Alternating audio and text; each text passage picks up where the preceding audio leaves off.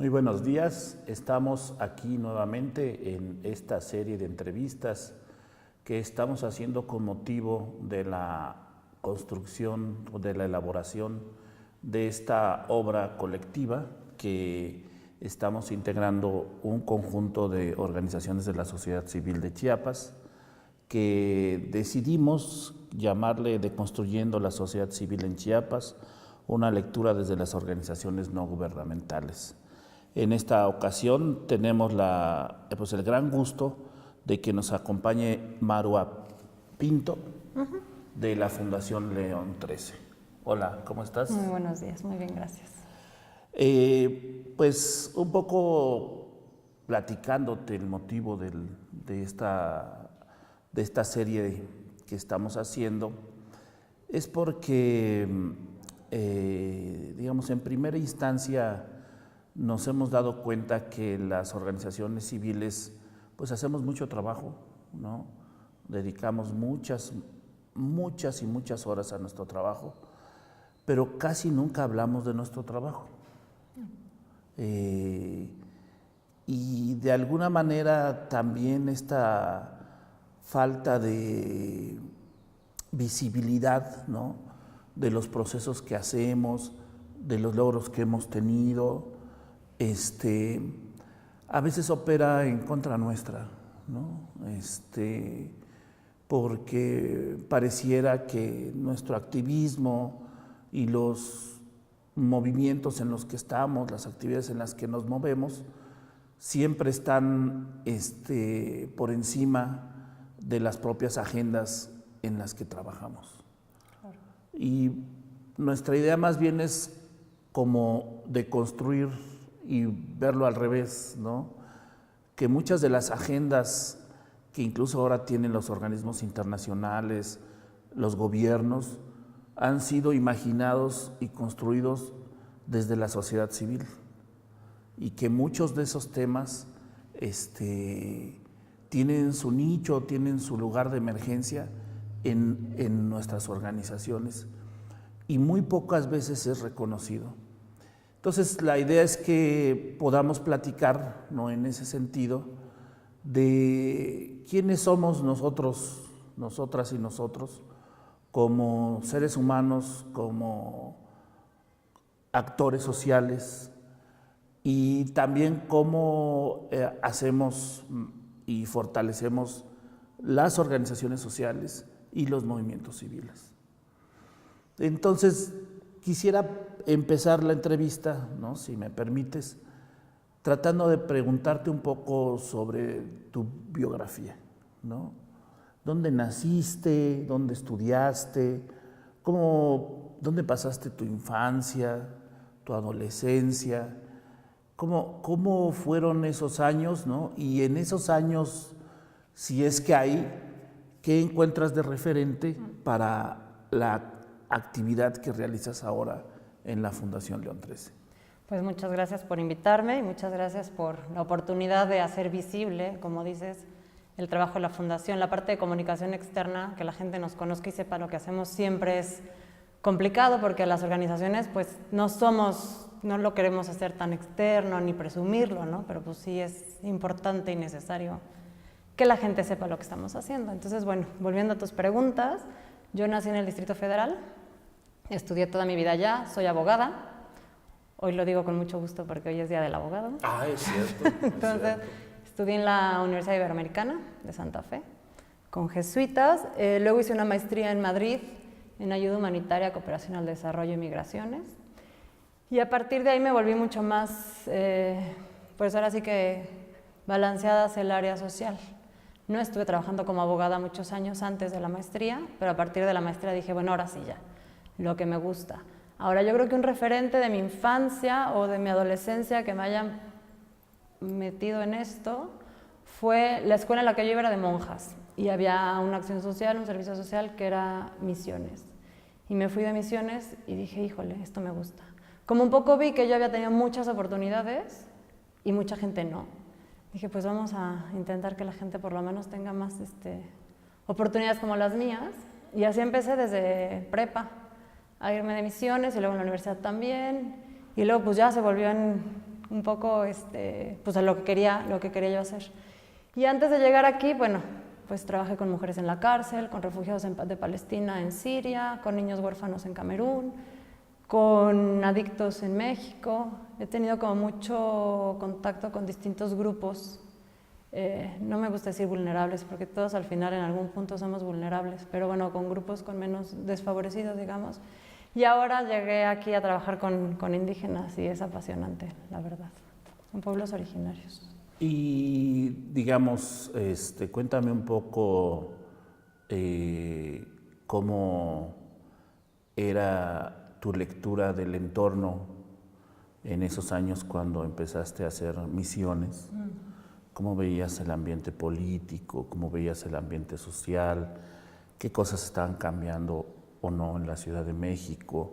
¿Qué contrastaba de lo que había en la ciudad con lo que veías en el interior de la República antes de que te fueras a ultramar? Bueno, las misiones yo las hacía en Coahuila, entonces era una zona rural muy árida, con unas características muy complicadas, ¿no? La gente allá es campesina, pero el problema de agua es impresionante, entonces les cuesta muchísimo trabajo cualquier tipo de cosecha, ¿no? Pero aún así la sacan, ¿no? La gente del norte es muy trabajadora y entonces salía todo. Y bueno, en la ciudad basta cruzarte la calle para darte cuenta de las diferencias que existen entre unos y otros. Entonces en México puedes tener todo, ¿no? en 1 kilómetro cuadrado. Entonces ver las diferencias de todo, las formas de pensar tan diferentes, las formas de vivir tan distintas, y te cuestiona absolutamente todo el tiempo, ¿no? El por qué yo así y ellos no así, y te das cuenta que, bueno, la gente tiene derecho a ser diferente y que hay que respetar a cada uno por lo que piensa y lo que es. Y yo creo que eso es una gran ventaja, como tantas desventajas de la ciudad, pero eso es una gran ventaja, que no necesitas salir para darte cuenta de todo lo que existe ahí adentro y de que todos convivimos, ¿no? Como se vaya pudiendo. Supongo que por tu edad, ¿no? Te tocaron una serie de cambios políticos en la Ciudad de México, ¿no? Sí, claro. Bueno, sobre todo la parte de que se votó, ¿no? Por el gobernador en el Distrito Federal, me tocó todo ese cambio, que llega a la izquierda, el PRD a gobernar, y bueno, desde entonces, ¿no? Ahí siguen bastante. ¿Y cómo leías esas transformaciones sociales, pues algunas muy trascendentes, ¿no? Como justas, las veía yo como justas, ¿no? Yo nací en una familia en la que nunca en la vida jamás nadie era del PRI, ¿no? Entonces en el momento en el que gana alguien más fue como, bueno, ahora sí cambia la vida, ¿no? Porque pues todos estaban acostumbrados a vivir una realidad con un gobierno bastante represor, que sigue siendo, pero bueno, en el momento en el que cambia y que se ve que se puede tener otra opción, pues todo el mundo lo vimos con muchísimo gusto, ¿no?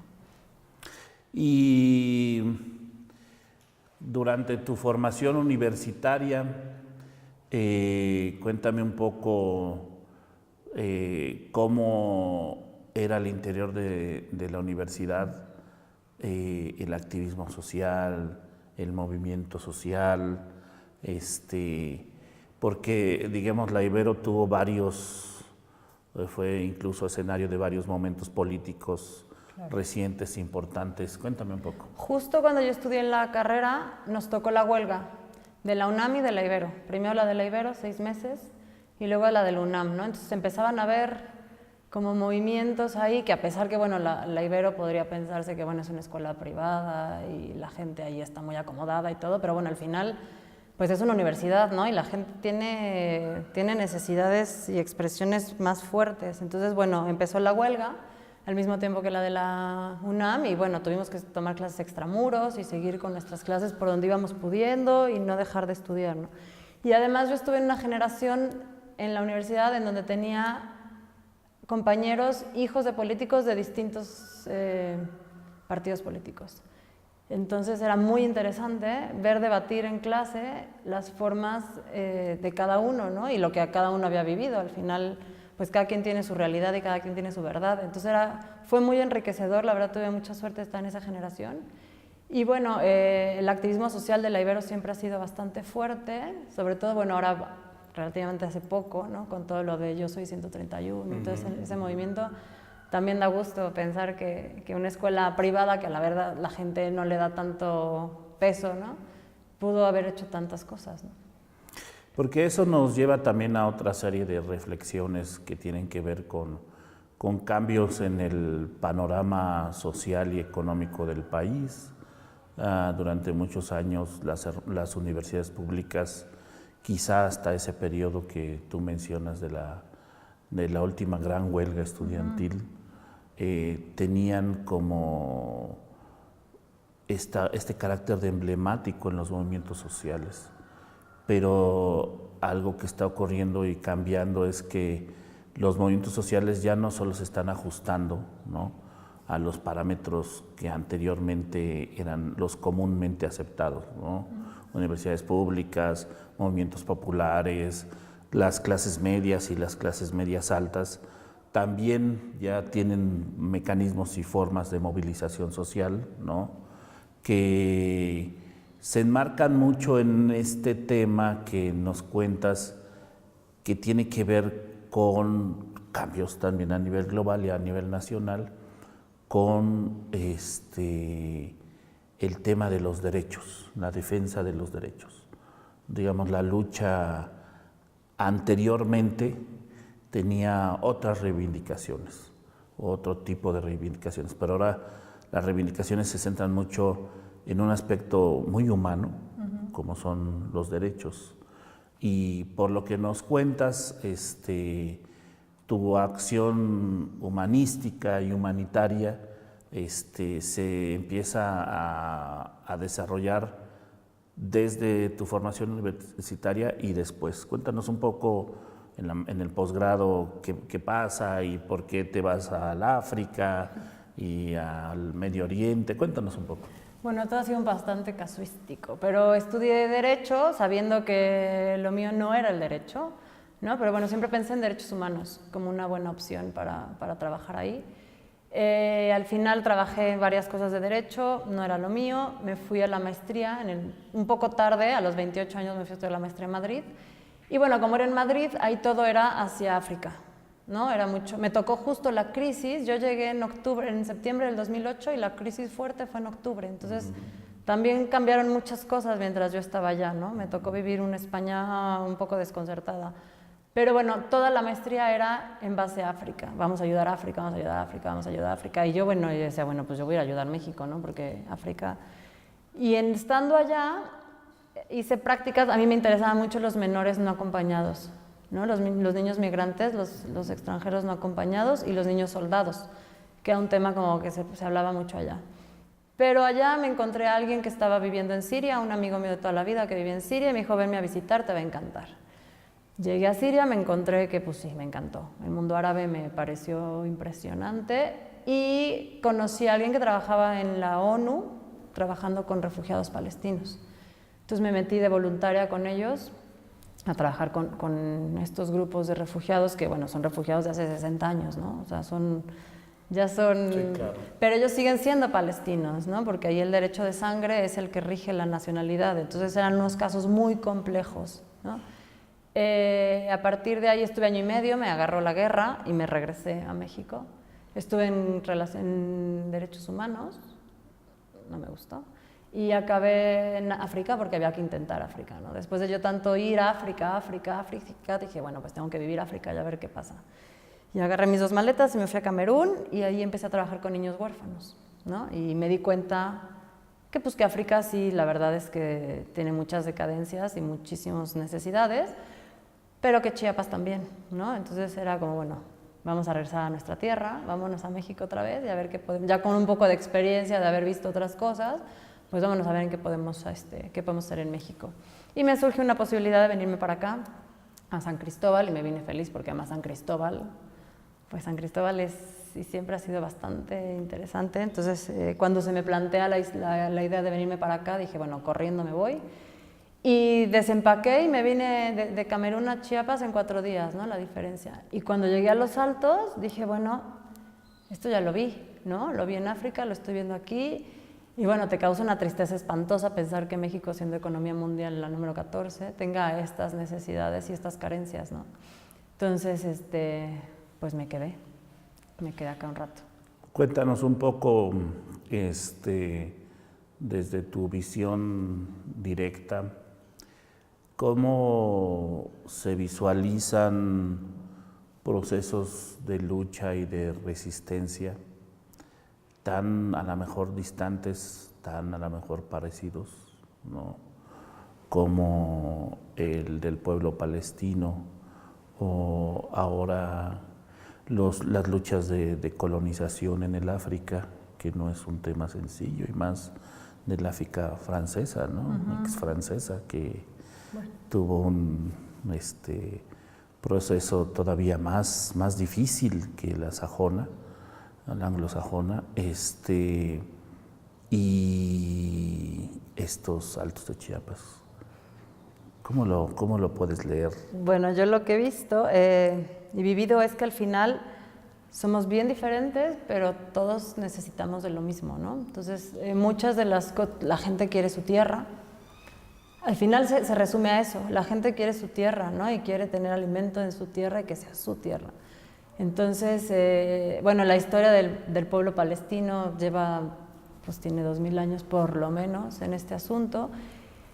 Y al final nos volteamos a Camerún y nos damos cuenta que Camerún también ha tenido tantas divisiones porque pues primero era portuguesa y luego fue la guerra y se la quedaron los alemanes y luego fue la otra guerra y se dividieron entre ingleses y franceses. Entonces ellos llevan pues mucho tiempo no sabiendo ni de quiénes son, ¿no? Y también lo mismo que quieren es su tierra, ¿no? Y que los dejen, pues que los dejen a ellos hacer lo que ellos quieren hacer y que ellos se organicen como quieran, ¿no? Porque al final pues ellos tienen sus costumbres y traen sus tradiciones y traen sus formas de organización tan viables como cualquier otra, ¿no? Entonces, yo creo que el problema de la colonización en África fue ese, ¿no? Que la gente, bueno, y en todo el mundo, que llegas a imponer lo tuyo, ¿no? Porque estás convencido que lo tuyo es lo que vale y quieres imponer tus cosas. Y llevamos en guerra quién sabe cuántos años exactamente por eso, ¿no? Por imponer lo tuyo y por convencer a gente de cosas que, pues no tienes que estar tú en lo correcto. El Occidente creemos siempre que nosotros estamos en lo correcto y que todos los demás están mal, ¿no?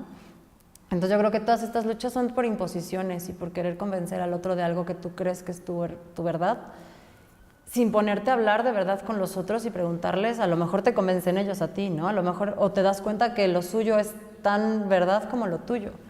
Entonces lo veía yo con los refugiados en Palestina, que también lo único que querían era regresar a sus tierras, pero sus tierras ya no existían, ¿no? Ya estaban otras cosas ahí. Y aquí en Camerún, bueno, pues están tan acostumbrados, además ese es un problema que yo estoy viendo ahorita con los Altos de Chiapas, algo muy igual. Después de la colonia, los cameruneses están acostumbrados a que Europa les dé, ¿no? Entonces ellos ya se acostumbran a pedir y los otros se acostumbran a dar. Y aquí me pasa lo mismo, ¿no? Con tanto programa social, con tanta ayuda social, pues hay que darles, ¿no? Y si les dejas de dar, se enojan, ¿no? Muchas cosas que nosotros hacemos en la fundación es como un poco dando y dando.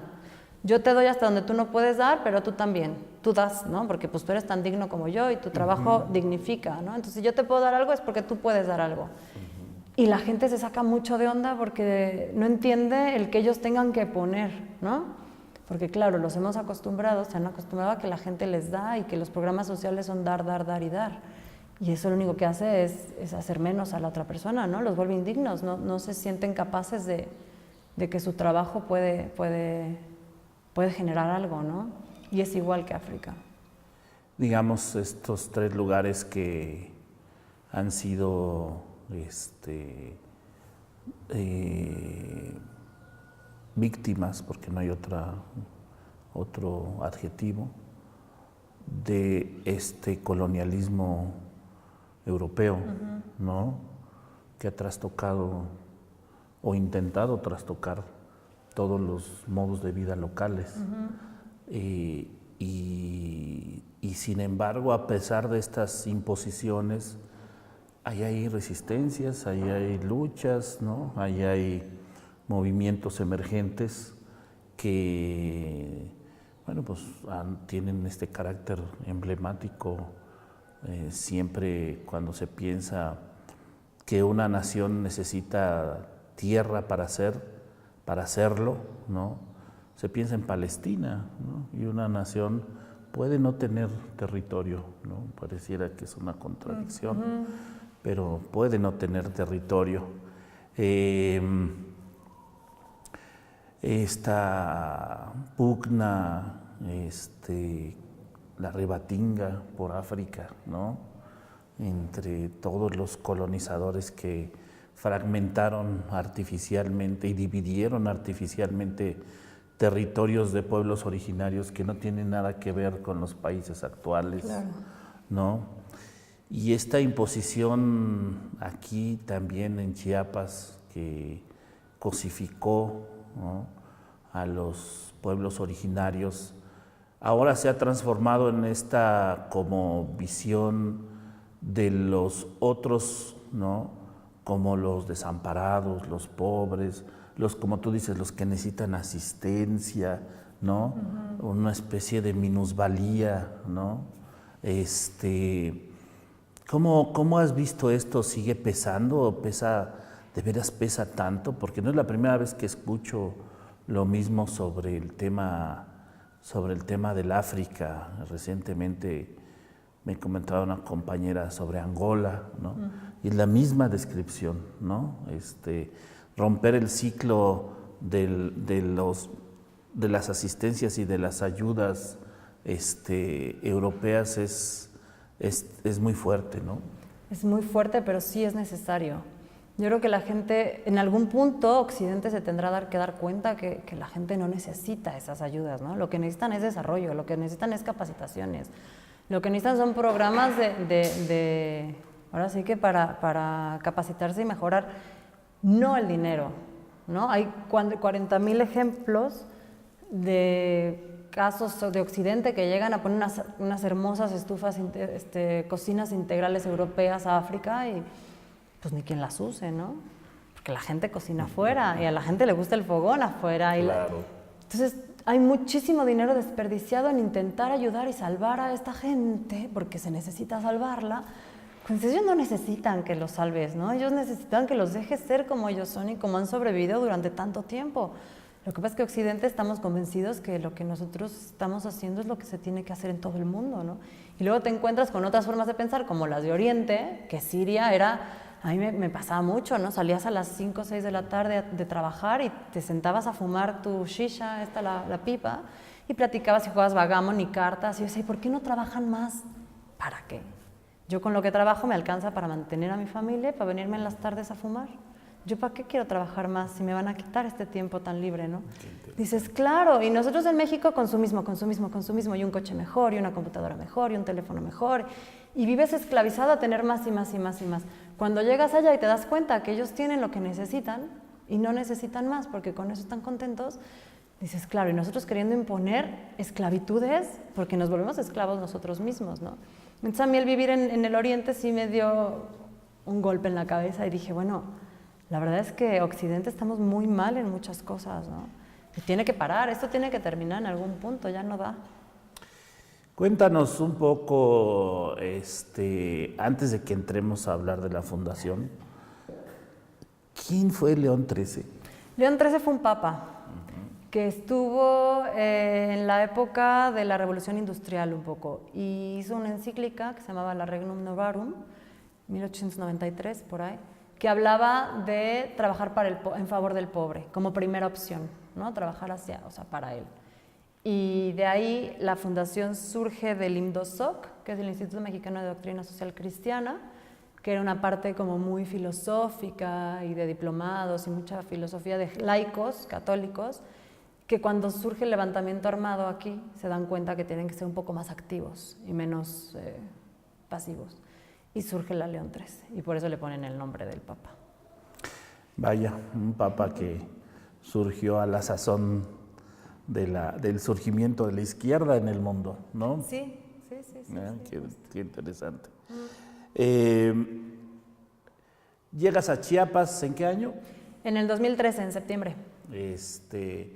¿Y qué te motiva, como dices, estabas en Camerún ¿Y por qué dices, no me lo pidan 2 veces, me voy a Chiapas? Yo la primera vez que vine a Chiapas dije que aquí me quería venir a jubilar. La jubilación me vino un poco temprano, pero ya lo tenía como en mente. Dije, San Cristóbal me encanta desde que vine, y cuando me ofrecen venirme de coordinadora a la fundación, dije, bueno, es el momento, las cosas caen por algo y hay que ir allá, ¿no?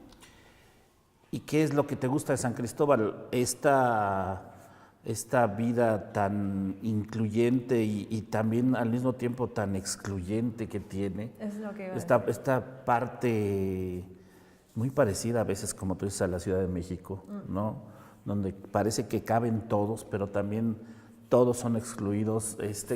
¿Qué es lo que te gusta de San Cristóbal? Es complicado. Me gusta la ciudad multicultural, físicamente me gusta mucho. Claro. Y luego me gusta la multiculturalidad, que puedes ver a gente de todos lados, ¿no? Pero claro, al final todos estamos etiquetados, ¿no? Un poco. Entonces acabas pues juntándote con la gente muy parecida a ti. Pero al final puedes ir a lugares y encontrarte de todo, ¿no? Me gusta la riqueza cultural que hay, me gusta que tienes a los altos luego, o sea, que estás en los altos, ¿no? Y bueno, también estoy cerca de mi casa, porque esa era otra, ¿no? Estaba yo muy lejos de mi familia y ahora estoy muy cerca de mi familia. Y bueno, de que yo vine la primera vez en el 98 a que regresé en el 2013 era una cosa completamente distinta, ¿no? Entonces también vi una diferencia abismal entre el San Cristóbal que yo había conocido y al que me vine a vivir, ¿no? ¿Pero tú eras la misma o también, ves con ojos diferentes? También. ¿Qué ha cambiado? Me interesa mucho que nos cuentes. ¿Qué ha cambiado? Bueno, ha cambiado mucho. Bueno, desde eso, ¿no? Que es mucho más incluyente, siento yo. Bueno, Samuel Ruiz tuvo su trabajo ahí y siento que eso se ve muchísimo, ¿no? Todavía el trabajo de él y todo lo que eso conlleva y cómo la gente ha venido desde todos lados del mundo y al final se queda por algo y pone su granito de arena y hace que la ciudad cambie, ¿no? Y luego también la gente local, que tiene sus peculiaridades y que tiene sus buenas cosas, ¿no? También. Y cómo se hace toda una mezcla, ¿no? Entre la gente, los pueblos originarios, los locales, los extranjeros, los foráneos. Y en un espacio bastante reducido, porque al final la ciudad no es grande, pasan tantas cosas, ¿no? Y hay tantos movimientos sociales, y hay tantas formas de pensar tan distintas, y hay tantas universidades, y hay tantos investigadores. Entonces la verdad es que es una riqueza que yo no sé si en muchas ciudades con esta cantidad de habitantes se dé, ¿no? Y eso es lo que también llama mucho la atención. En la época de Santa Anna, del general Santa Anna, decían que en la tropa, cuando iban supuestamente a defender nuestros territorios, había mucha hambre y no les quedaba más que buscar los mendrugos y las sobras que encontraban por ahí y las aventaban a un gran perol que se llamaba la olla podrida. Algunos de los que tienen mucho tiempo aquí en San Cristóbal, que son originarios de acá, sabrán que uno de los restaurantes más emblemáticos de San Cristóbal se llamaba La Olla Podrida.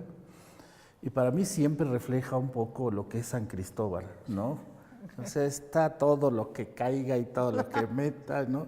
Y de alguna manera le das vuelta como si fueran una bruja o un brujo, ¿no? Y sale una especie de pócima, ¿no? Porque lo que se mete en ese perol, creo yo, en San Cristóbal, son muchas ideas, ¿no? Muchas propuestas. No es casual que el 94 haya tenido como epicentro esta ciudad.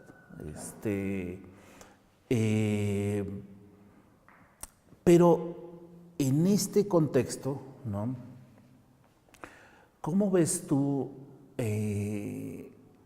el trabajo de las organizaciones no gubernamentales?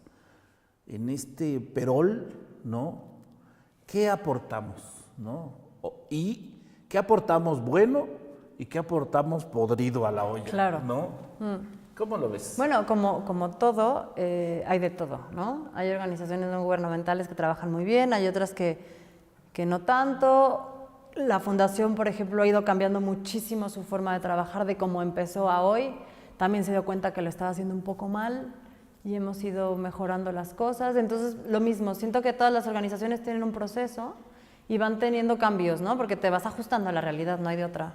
Tú puedes llegar con una idea, ¿no? Muy idea tuya de tu oficina en México, a, vamos, lo mismo, ¿no? La parte occidental de vamos a salvar a esta gente.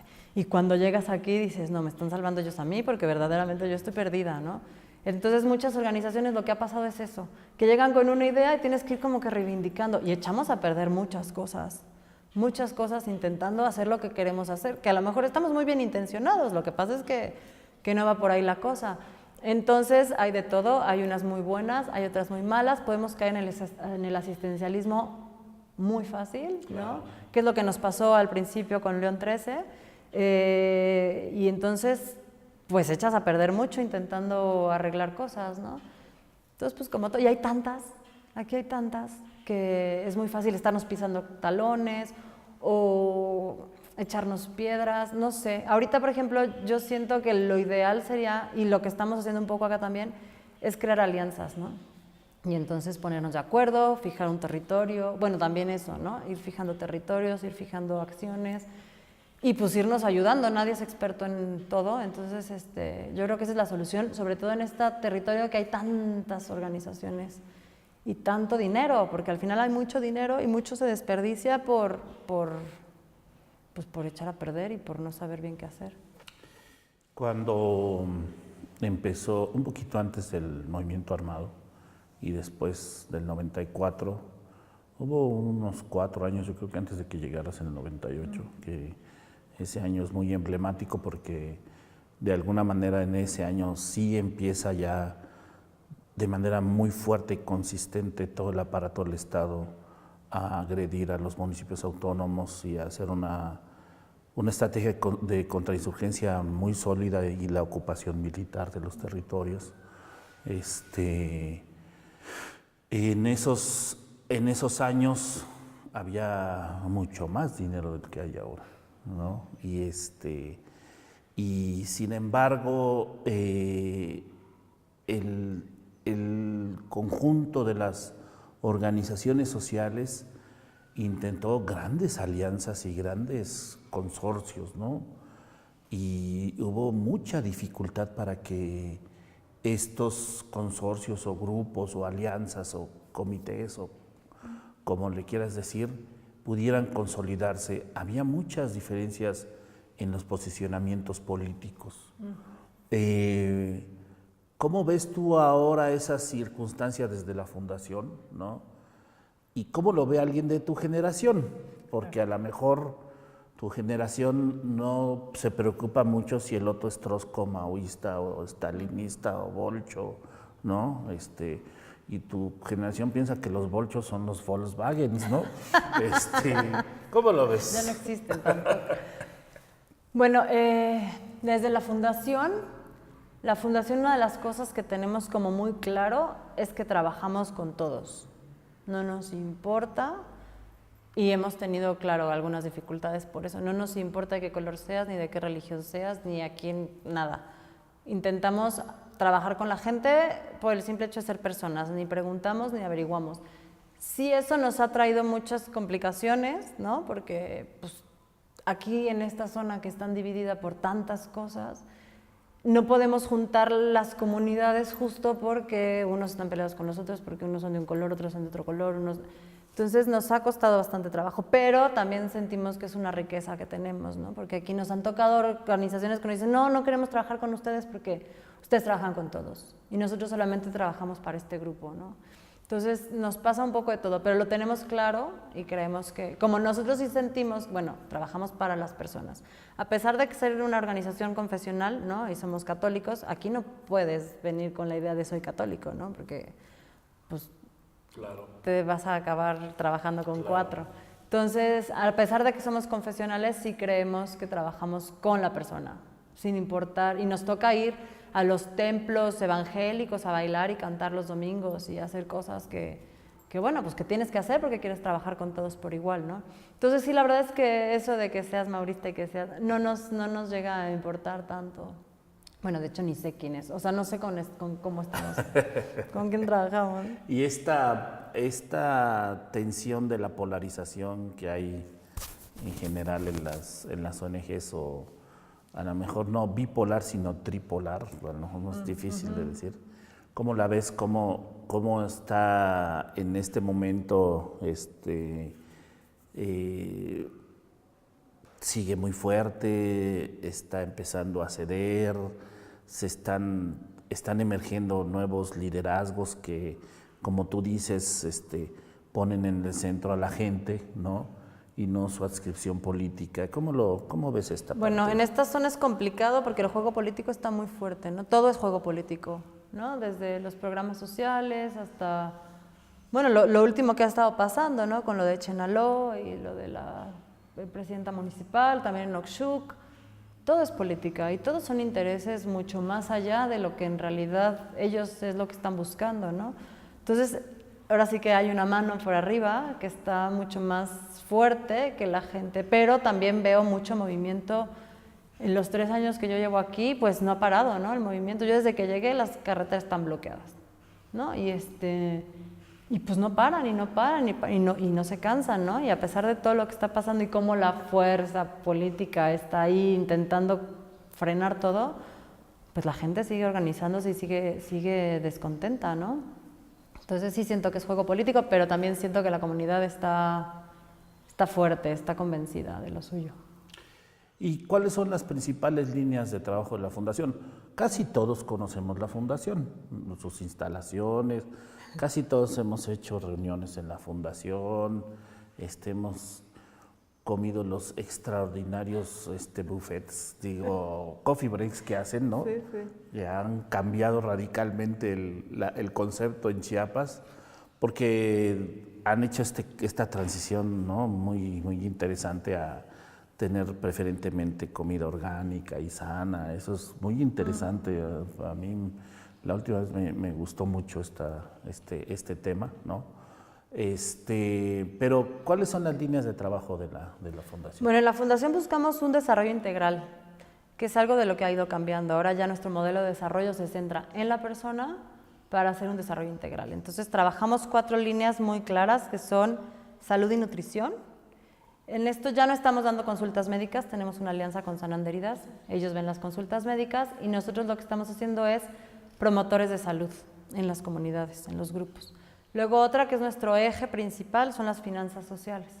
Trabajamos con cajas de ahorro, lo ideal sería comunitario, pero por este problema de divisiones y todo, son grupos solidarios, les llamamos grupos solidarios, que les damos una caja de madera con 3 candados, nombran un presidente, secretario, tesorero, ellos, cada uno tiene su llave, ahí ahorran, se dan préstamo, se pagan intereses y en diciembre, generalmente empiezan en enero las cajas, en diciembre se abre la caja y se divide en lo que habían ahorrado más los intereses que se ganaron.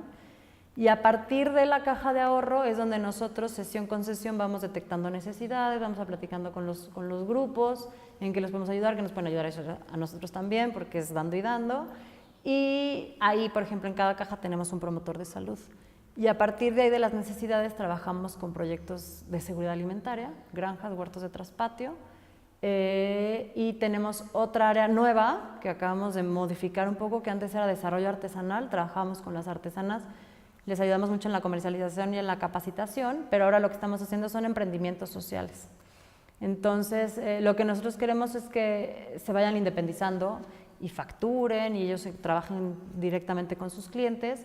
Nosotros en México tenemos una tienda y también vendemos, entonces les queremos ayudar a comercializar, pero no ser los únicos clientes, ¿no? Lo que nosotros queremos es que ellos se abran a nuevos clientes, pero darles las herramientas para poderse abrir y para poder vender entre ellos. Entonces son estos 4 los programas que tenemos con lo que estamos trabajando. A ver si no me perdí un poco. El programa de salud, el programa de finanzas, el programa de emprendimientos sociales y el programa seguridad alimentaria. De seguridad alimentaria.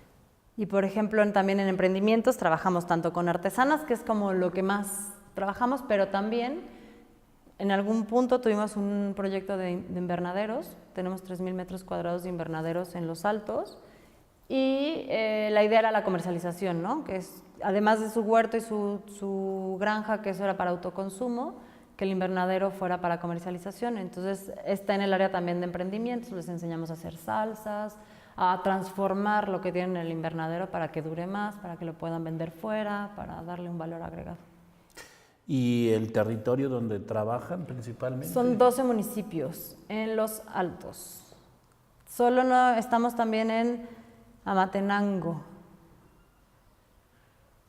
Sí, y en Venustiano Carranza un poco con comercialización, nada más. Pero nos intentamos enfocar en la parte de Altos, Tzotzil y Celtal. Y cuéntame, ¿cómo empieza una interacción entre los actores sociales del territorio, las comunidades, los grupos y la fundación? ¿Cómo se desarrolla un primer contacto? Bueno, la historia de la fundación un poco es que la fundación cumplió 20 años el mes pasado. Hace 20 años empezaron dando despensas, ¿no? Vinieron aquí a dar despensas, sobre todo artesanas chamulas. Empezamos con las chamulas que eran las más cercanas y todo, y así arrancó. Y estuvimos mucho tiempo con eso, y luego pues nos dimos cuenta que había que desarrollar, ¿no? No solo ser asistencialistas. Y entonces fuimos cambiando. Entonces empezamos con estos grupos de chamulas, que de hecho ahorita seguimos, tenemos la caja de ahorro y las artesanías con ellas. Y luego hemos ido moviéndonos dependiendo del proyecto que vamos teniendo y el territorio. Por ejemplo, tenemos a Philip Kellogg, que nos da dinero para Chenalo. Kellogg tiene sus municipios muy estructurados. Entonces, dependiendo un poco del proyecto y el dinero, pues vamos moviéndonos. Ahora lo que nos pasa es que la gente sabe de las cajas y viene a buscarnos. Entonces, las cajas bien ya como programa tienen 3 años.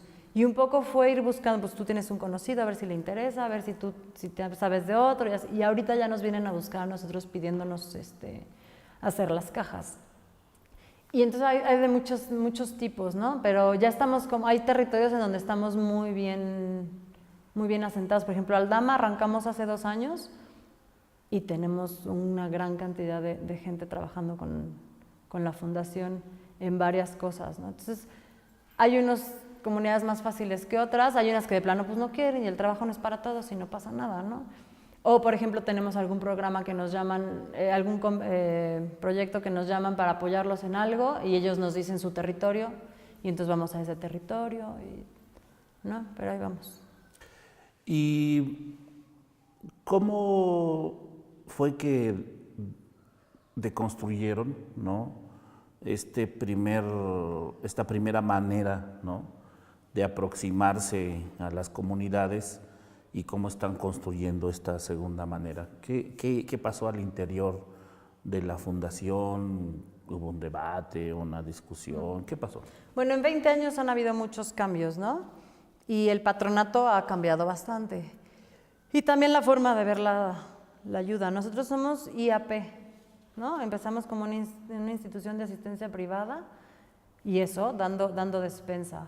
Y luego nos dimos cuenta que eso no iba a cambiar nada, ¿no? Que puedes dar despensa para siempre y no va a pasar absolutamente nada. Y se dan cuenta que la verdad es que había mucho dinero y mucha ayuda que se iba pues, a la basura, ¿no? Porque pues no estás ayudando en absolutamente nada. Y fue cuando empezaron a pensar un poco más en hacer algo mucho más integral, mucho más sostenible sobre todo, ¿no? Y en un territorio más...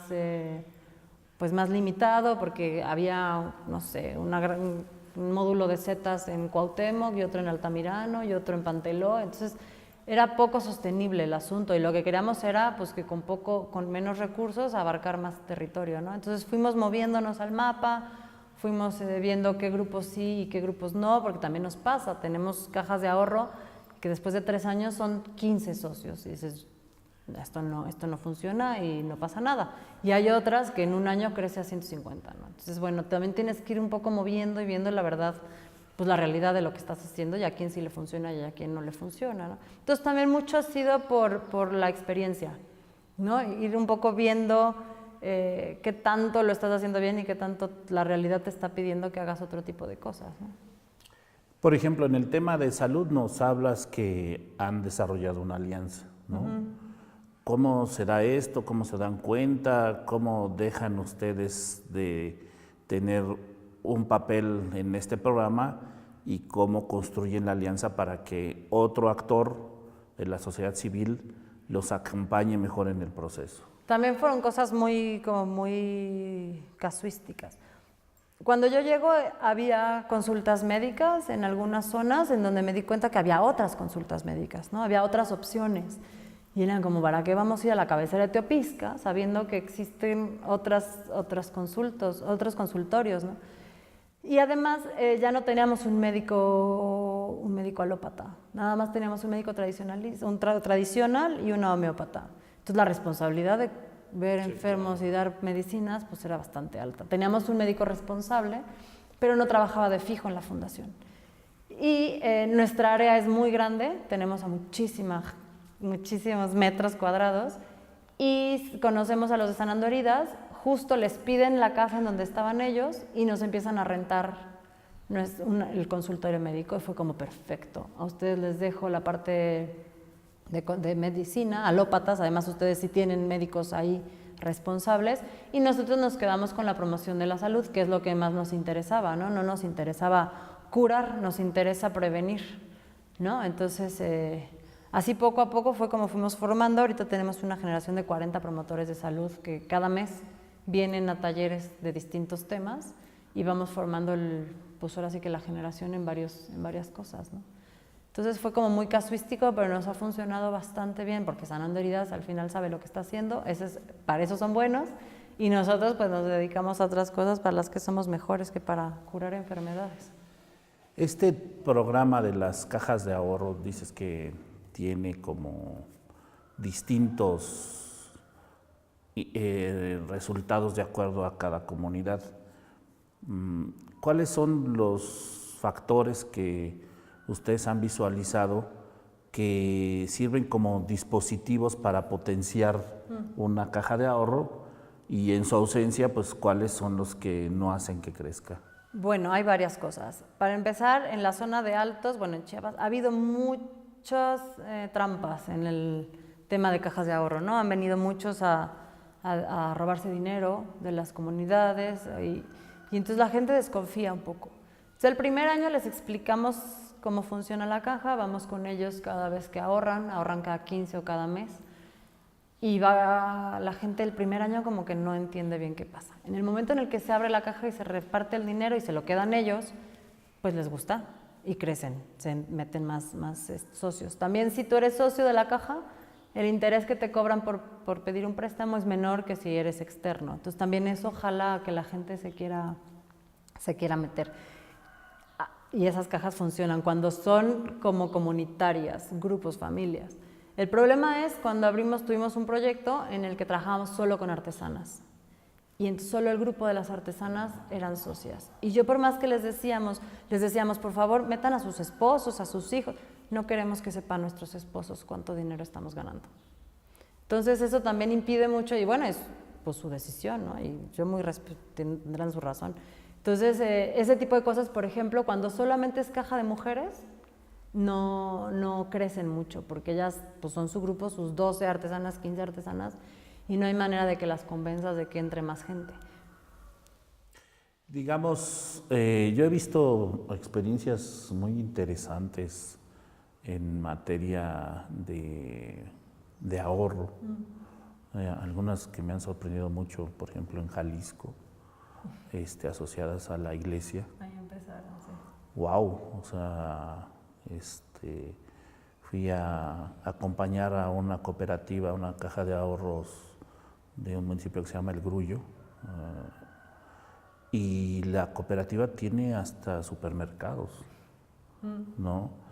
Y la cooperativa en un lugar donde uno pareciera que no hay ese tipo de luchas ni resistencias, los supermercados implicaban una resistencia del municipio para que Walmart o las transnacionales pudieran entrar. A mí me tocó estar en una reunión donde el cabildo estaba decidiendo de una manera muy respetuosa y decente cómo decirles a los de Walmart que no eran bienvenidos, ¿no? A mí me sorprendió mucho cómo eran las formas y los modos. Cuando asistí a la asamblea de la caja de ahorros, me pareció impresionante el proceso organizativo, ¿no? Los procesos organizativos que desatan. En el anverso, ¿no? Está también la experiencia de Tosepan, en la Sierra Norte de Puebla, que la Caja de Ahorros, bueno, ya la ha convertido hasta en una financiera de vivienda, ¿no? Una cosa sorprendente. ¿Cómo ves el potencial de este tema aquí en los Altos de Chiapas? Bueno, la fundación trabaja en Chiapas, también trabaja en Oaxaca y en Guerrero, ¿no? Y las realidades son bien diferentes. Entonces, por ejemplo, aquí que las comunidades son más bien como parajes o son grupos y están tan divididos, funcionan de una forma que en Oaxaca, por ejemplo. En la zona de la Costa Chica, en Pinotepa, hay cajas de 500 socios, ¿no? Y tienen una organización impresionante, hay comité de vigilancia, hay comité de... O sea, hay mucho más evolucionadas que las nuestras. Las nuestras empezaron hace 3 años fuerte, pero allá hay unas de 20 años y ves el potencial de las cajas y es impresionante porque hay comunidades grandes que todos son socios, ¿no? Y entonces ya tienen renta, o sea, tienen muchos emprendimientos, tienen planta potabilizadora, tienen renta de sillas para las fiestas, tienen un lugar que rentan para hacer eventos, cafés internet, tienen muchas cosas gracias a la caja de ahorro, ¿no? Entonces, yo no sé qué tanto podamos crecer hacia allá con la realidad local, pero sí se ha visto que las cajas tienen una fuerza muy, muy fuerte y claro, también hay otras que pues de plano no crecen, ¿no? Pero nosotros sí vemos hacia Pinotepa y decimos, mira, que también son comunidades rurales o comunidades indígenas, claro, afromestizas, que pues no te imaginas que puedan tener esa fuerza y que sí la tienen, ¿no? Entonces sí las cajas sí creo que son una herramienta muy fuerte y muy buena para la economía solidaria, ¿no? Sí, claro, algunos de los teóricos hasta muy populares seguramente en tu generación, ¿no? Como quienes escribieron sobre el fin de la pobreza o la globalización, ¿no? Hablaban de que una clave para la superación de la pobreza es el ahorro, ¿no? Y bueno, pues no estaban muy equivocados con otras visiones por el despojo que se hace sistemáticamente, principalmente a los menos favorecidos, por decirlo de alguna manera, para que precisamente no puedan ahorrar y no puedan capitalizarse. Entonces, una clave fundamental es cómo crear estos mecanismos de ahorro, ¿no? De ahorro popular en las comunidades para revertir, ¿no? De alguna manera el círculo de la dependencia económica, ¿no? Algo que nos hemos dado mucho cuenta aquí es que siempre se puede ahorrar.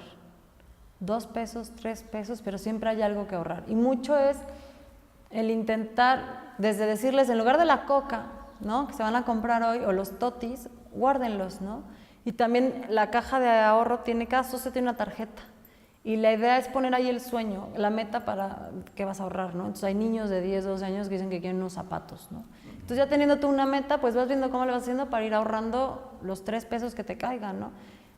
Y la verdad es que yo decía, bueno, no es posible que estos lugares tengan esa cantidad de ahorro, pero es que siempre hay un poquito que se puede ir ahorrando.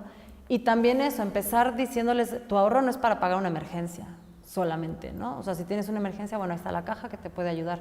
Pero el chiste es meterles un poco la idea de puede ser un emprendimiento, puede ser algún negocio que quieras impulsar, puede ser, bueno, hasta para las artesanas les sirve para los pedidos que tienen, pues sacan dinero para comprar la materia prima y luego lo regresan, ¿no? Entonces, también es un poco explicarles qué tanta ayuda puede hacer que ahorren 5 pesos a la semana, ¿no? Claro. Pues consiste un poco en la sabiduría de, por aquí atrás creo que hay un letrero que habla de Rosa Luxemburgo, ¿no? De cómo convertir y transformar el dinero en capital, que esa es la clave, ¿no? Ahora cuéntame un poco del tema de seguridad alimentaria, cómo lo están enfrentando, cómo lo están enfocando, qué retos y desafíos tienen. Bueno, tenemos granjas y huertos de traspatio en varias comunidades de Los Altos. Y ahorita estamos pidiendo para tener captación de agua. También tenemos 5 plantas potabilizadoras que pusimos con ayuda de Sedesol en 5 comunidades, porque el tema de agua, al parecer, bueno, cualquiera podría pensar que aquí lo que sobra es agua, pero al final lo que pasa es que se tira mucha, ¿no? Yo creo que un reto es ese, la captación de agua pluvial, que nosotros no hemos tocado, lo hemos intentado, pero no hemos tenido suerte porque luego en las convocatorias nos dicen que lo nuestro no es el agua, ¿no? Porque no hemos hecho gran cosa, pero sí siento que ese es un tema pendiente. Captación de agua, tenemos estas plantas que han funcionado bastante bien y las granjas y los huertos, que al final sí son necesidades de la comunidad y sí nos las piden porque pues todos saben cuidar un poco los huertos y los animales, ¿no? Y se vuelve un asunto familiar. Las señoras limpian a los pollos, cuidan un poco, los niños cuidan los huertos, y entonces es un tema en el que la familia se junta mucho, ¿no? Entonces, seguridad alimentaria es eso, las granjas, huertos, las plantas potabilizadoras y un poco los invernaderos, que ahora ya se están volviendo tema de emprendimiento, pero les está sirviendo para comercializar. ¿Y cómo precisamente hacen ese traslado, ¿no?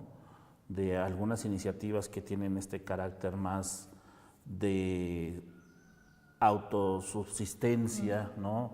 De protección familiar, ¿no? Individual, a esta idea de los emprendimientos que obviamente va más volcada hacia afuera y hacia el mercado? Pues un poco es primero el autoconsumo, ¿no? Primero tú acabas satisfaciendo tus necesidades con los huertos y las granjas, que en teoría con tu huerto y tu granja puedes comer tú. Yo lo que he intentado mucho, que no hemos logrado tanto, pero lo vamos a lograr, es el trueque, ¿no? A mí me sobra de esto, a ti te sobra de esto, nos lo cambiamos, no utilizar dinero, ¿no? Pero pues al final sí hay muchas necesidades que si no tienes el dinero líquido, pues no puedes solventar. Y para eso está la parte de comercialización y de emprendimiento de la fundación, ¿no? Los invernaderos nos cayeron de un proyecto y bueno, ahí están y hay que echarles ganas porque además pues cuestan y el plástico cuesta y no son para siempre. Entonces sí mucho fue el cambiar el chip y eso es de pues a comercializar todo y que funcione, ¿no? Y además ecológicos, o sea, orgánicos, ¿no? ¿Y qué producen en los invernaderos? Generalmente tenemos casi todos ahora de jitomate y hay uno de habanero en Tenejapa, pero nos costó. Hubo una época en la que sembraban lo que es, había papaya, había maíz, pero en el momento de decirlo, bueno, vamos a hacerlo comercial, vamos a hacer que de verdad reditúe, nos cambiamos todos a jitomate porque es muy fácil venderlo en la comunidad y luego hacer salsas y las podemos vender en la ciudad también. Regalos corporativos, por ejemplo, el año pasado hicimos como 2,000 salsas así de regalo corporativo para mandar a México, ¿no?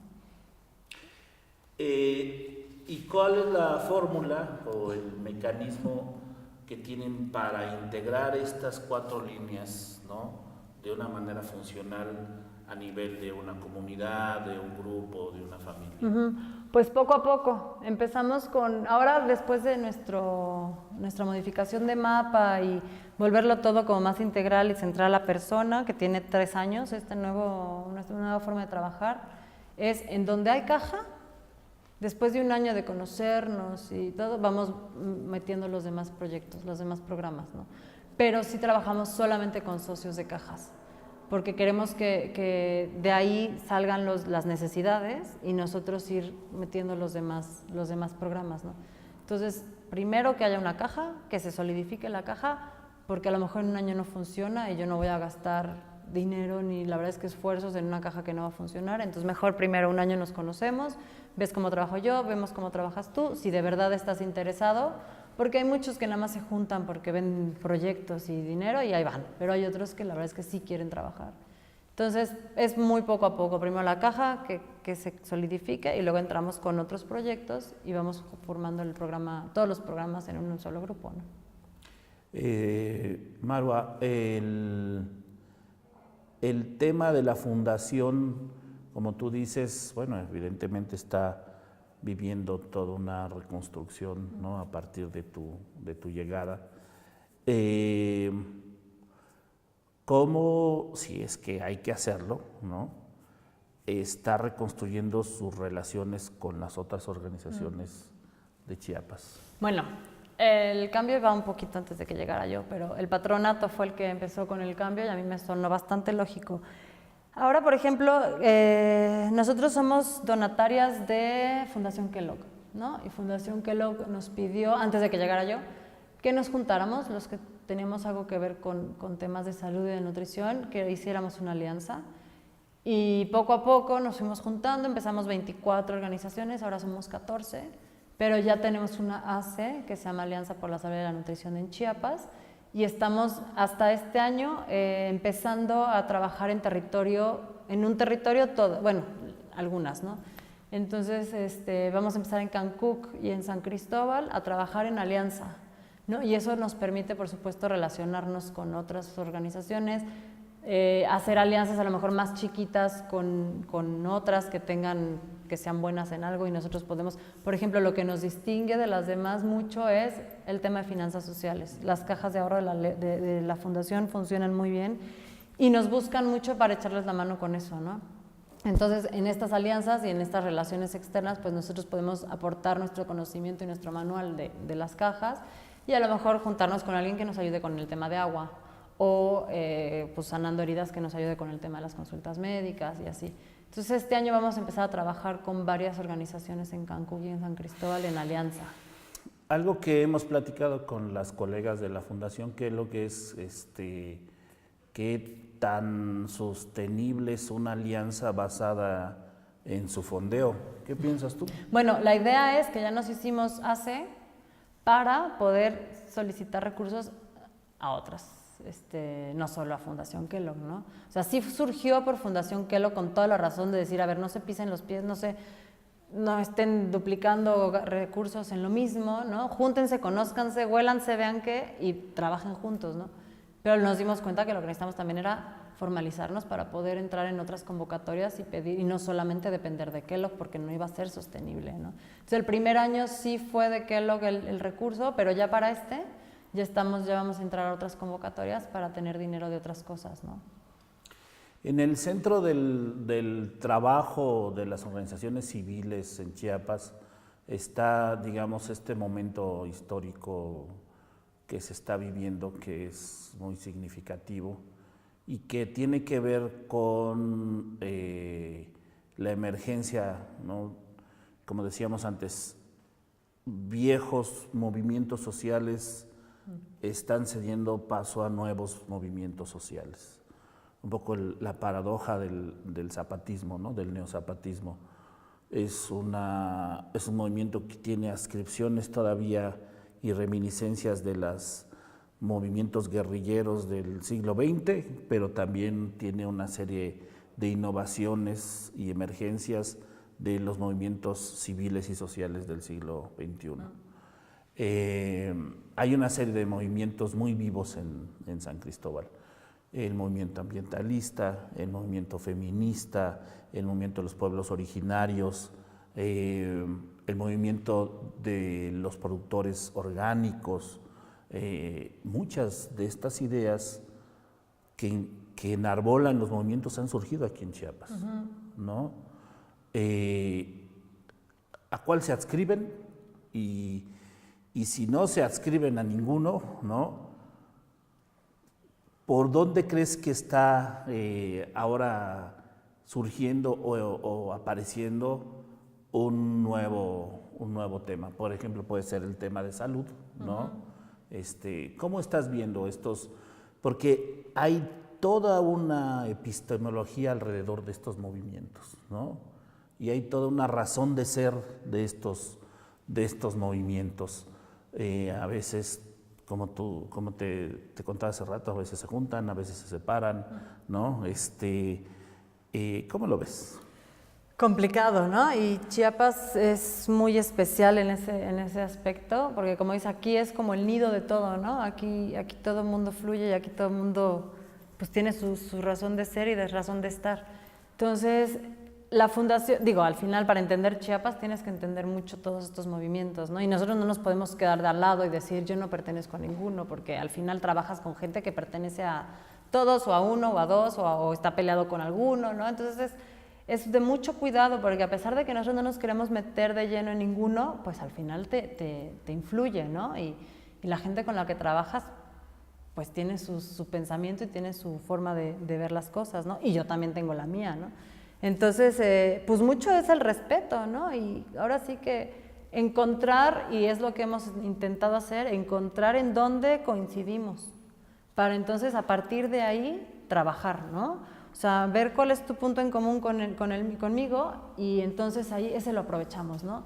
Y las diferencias pues las tendremos y las dejaremos pasar al lado y listo, pero siempre hay un punto común, ¿no? Y eso es lo que nos mueve a poder trabajar con todos, con feministas, con no feministas, con, bueno, orgánicos sí, ese sí nos importa, pero bueno, vaya, que trabajamos con un poco de todo, sin meternos de lleno a nada y no meternos en ningún tipo de pensamiento ni radical, ni, porque pues al final todos somos diferentes, todos tenemos alguna verdad, ¿no? Entonces, pues respetar. Te voy a hacer una pregunta que es así como muy complicada de responder de antemano, ¿no? Okay. Pero supuestamente trabajamos todas y todas nuestras organizaciones para acompañar procesos de formación, especialmente en los temas de los pueblos originarios. Hay el proceso que encamina el EZ, que tiene su propia lógica y su autonomía, ¿no? Y los procesos que nosotros impulsamos, a lo mejor están vinculados o no con este proceso del EZ, pero llevan también esa lógica, ¿no? De desarrollar las capacidades autonómicas de los pueblos, fortalecer las capacidades autonómicas de los pueblos.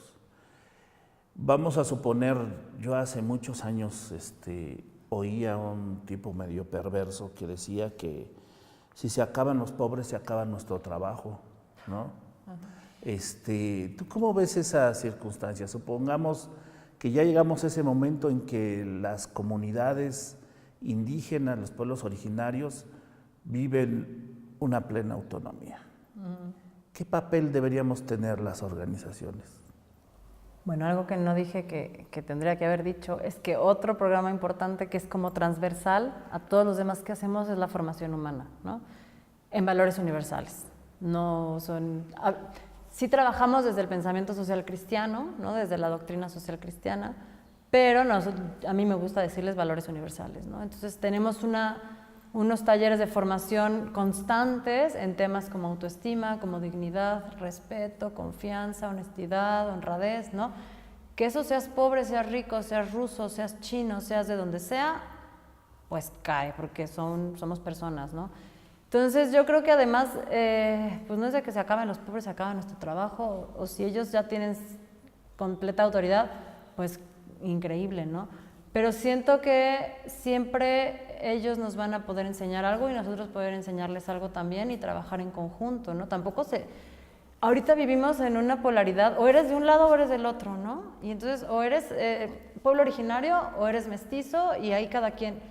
Y yo creo que el futuro y a lo que tenemos que ahora sí que encaminarnos, aunque Inglaterra no lo quiera y Donald Trump tampoco, es un poco pues ahora sí que tú me enseñas lo que tú sabes, yo te enseño lo que yo sé y vamos a trabajar juntos, porque al final estamos en la misma tierra todos, ¿no? Entonces siento que mucho tendría que ir a eso, a compartir, porque además la cosmovisión de los pueblos originarios es riquísima, ¿no? Y es tan distinta a la nuestra que tenemos muchísimas cosas que aprenderles. Yo los veo organizar, y es algo que a mí nunca me ha sonado de mi forma de educar, de que me educaron, es la competencia, ¿no? Y tienes que ser la mejor, y tienes que ser el primer lugar, y tienes que tener mejor promedio, y tienes que llegar primero, y llegas a las comunidades y las cosas son en comunidad, ¿no?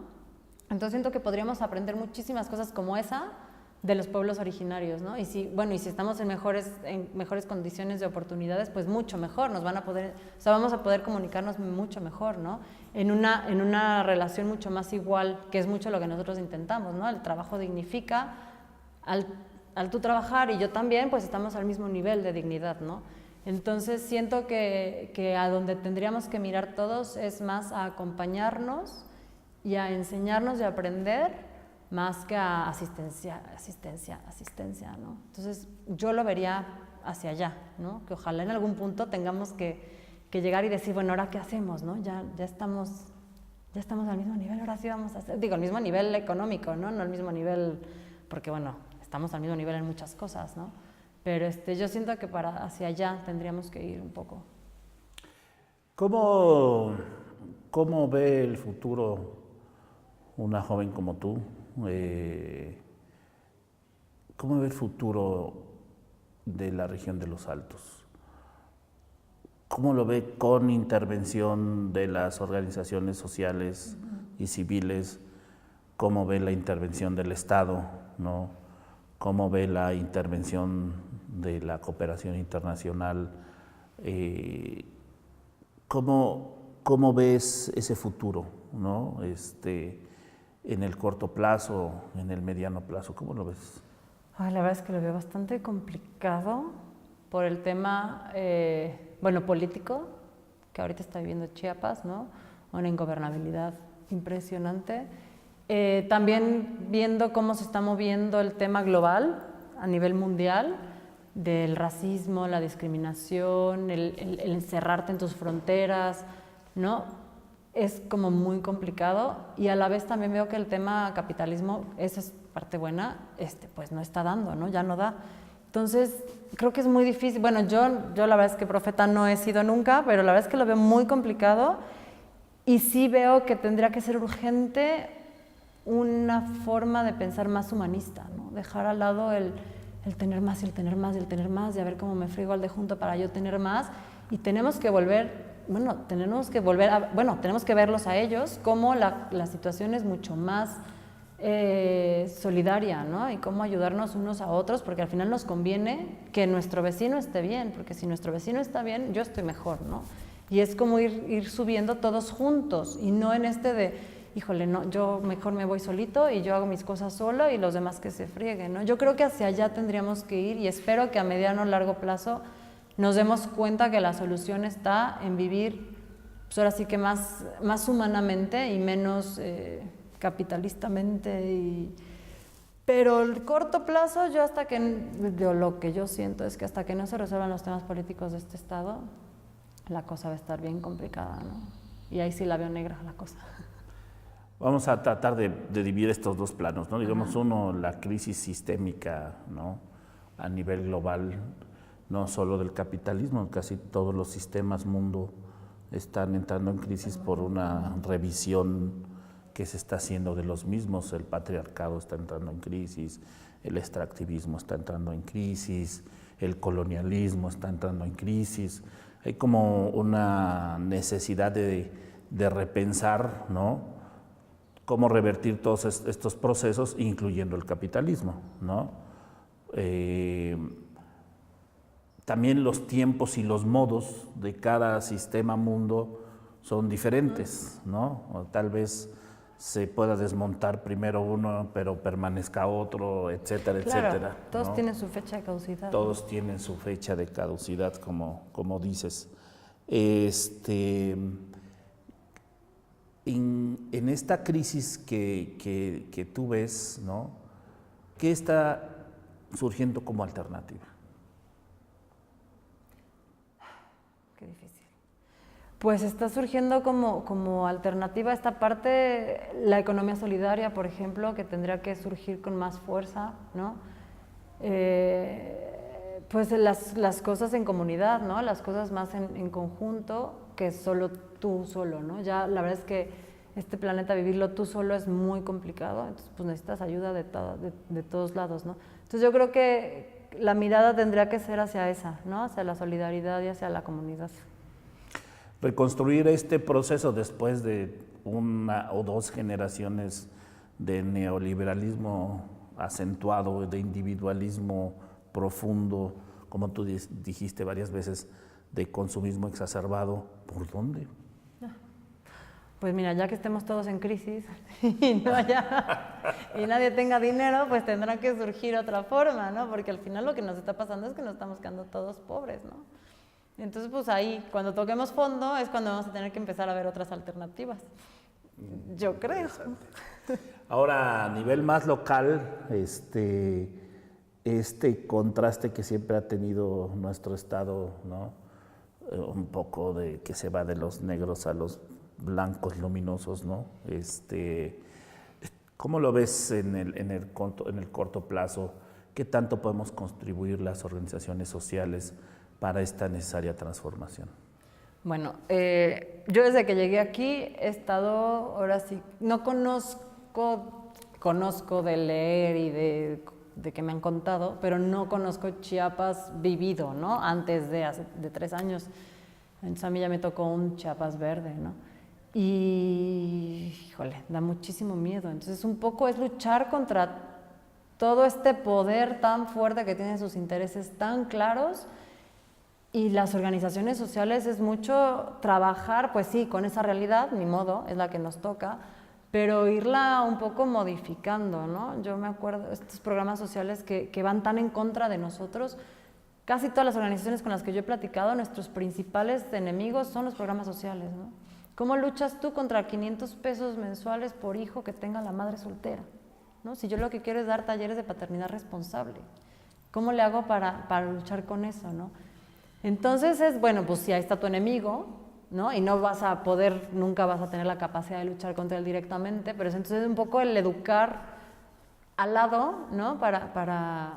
Pues para que esto no te afecte tanto, pero que al final tú puedas cumplir con un objetivo, ¿no? Que es, pues la paternidad tiene que ser responsable, la paternidad no solamente son 500 pesos mensuales, sino que es mucho más allá.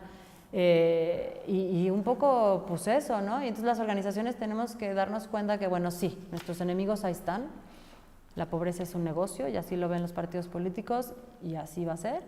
Y pues nosotros educar y un poco capacitar en otro tipo de cosas que no tengan que ir directamente a luchar contra esto que pues, es de un tamaño enorme con el que nunca vamos a poder.